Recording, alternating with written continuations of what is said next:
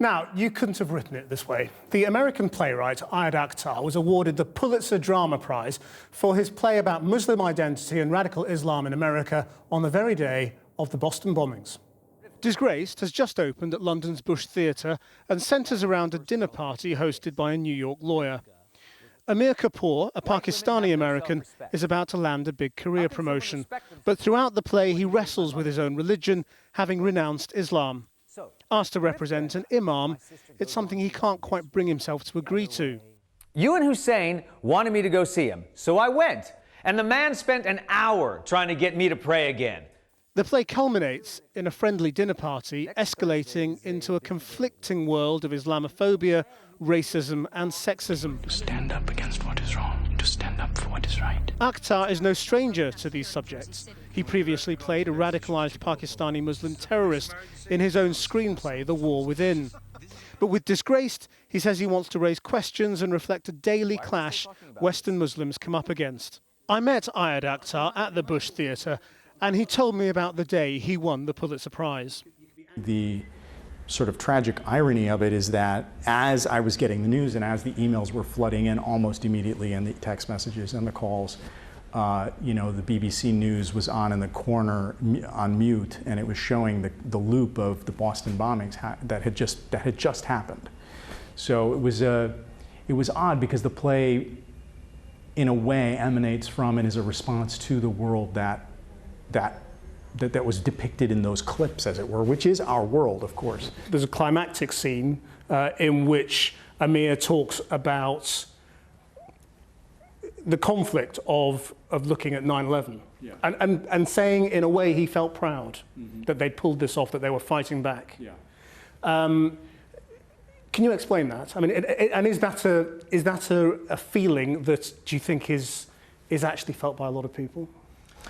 I don't know if it's felt by a lot of people. It's certainly felt by Amir. And I think the thing that I'm working with the ways in which, in this play, I'm working with the ways in which tribal identity is difficult to get away from, irrespective of the level of one's education and the nature of one's acculturation or assimilation into a larger, let's say, majority population.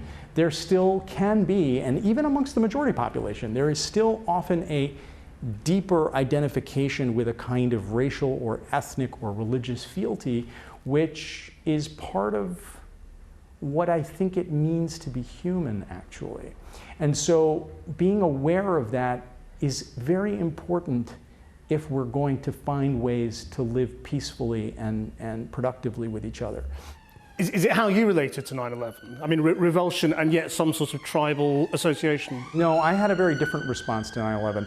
That's one of the interesting things about talking about the play, because when the question comes at me from the perspective of, is this you? In a way, if I respond in the affirmative, I take the potency out of the fiction itself by pointing it at some true thing that I'm talking about.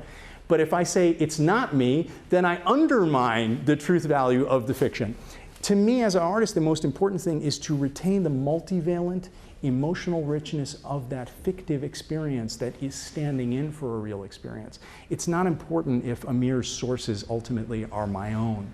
What I have to do is convincingly portray a group of characters that the audience can understand as being true. But when you then, if you take all of this and then you look at what happened with Boston, because in a way these two stories have become now interlinked, are you able to understand a little bit of these two brothers who are accused of that crime, of how they could have grown up in America and apparently accepted so many of the benefits of growing up in America and then turned on the culture?